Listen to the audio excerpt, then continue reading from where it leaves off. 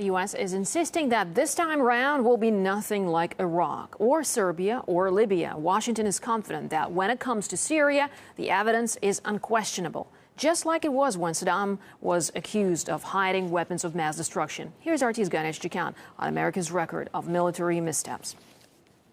Before every U.S. intervention in the last 15 years, there was a hype of lies, misinformation, and discrepancies. But every time, Washington would present its case for war as the ultimate truth, leading people to believe that waging war was the only way to peace.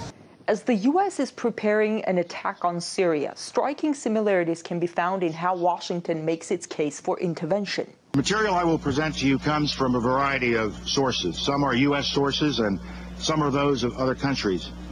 We have additional information about this attack, and that information is being compiled and reviewed together with our partners, and we will provide that information in the days ahead. Some of the sources are technical, such as intercepted telephone conversations and photos taken by satellites. What have we learned about the actual proof the White House claims it has on Syria's use of chemical weapons?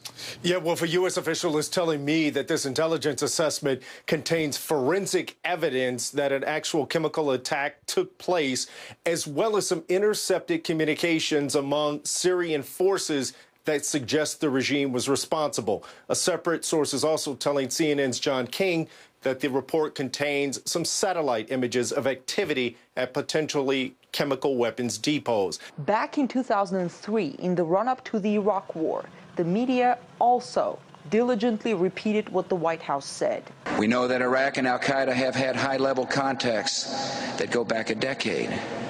We've learned that Iraq has trained al-Qaeda members in bomb making, in poisons, and deadly gases. Before the U.S. stepped in, came Washington's claims that the government, which was about to be attacked, did not cooperate, thus discrediting any UN investigation that was underway.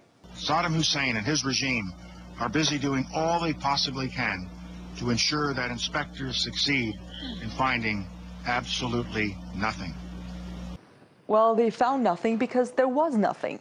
But it was an argument that couldn't be heard through the deafening sound of war drums. Iraq is not the only example when the U.S. effectively rendered a diplomatic solution obsolete.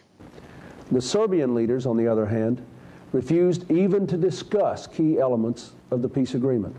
Before the U.S. started a 2-month-long bombing campaign of the former Yugoslavia, the Yugoslav government had accepted proposals for the near independence of Kosovo within the Republic of Serbia, as well as an international peacekeeping force in Kosovo.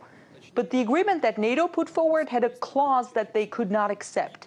In the words of former Secretary of State Henry Kissinger, the Rambouillet text, which called on Serbia to admit NATO troops throughout Yugoslavia, was a provocation, an excuse to start bombing. Rambouillet is not a document that an angelic Serb could have accepted. Years later, we see diplomacy brushed off again in Syria, even as the UN team is working on the ground. At every turn, the Syrian regime has failed to cooperate with the UN investigation. Washington has bypassed the UN, both in the case of the former Yugoslavia and that of Iraq. In Libya, the U.S. and its allies have effectively carried out a regime change, although the UN mandate was to protect civilians. We came, we saw, he died. Because we acted quickly, a humanitarian catastrophe has been avoided. But for many Libyans, a humanitarian catastrophe has just started, as the nation plunges deeper into chaos and terror, like in Iraq, where the intervention was followed by a decade of terror. For those wondering what awaits American politicians found to have lied, no weapons over there. Maybe under here. Gayane Chichakyan, RT, Washington, D.C.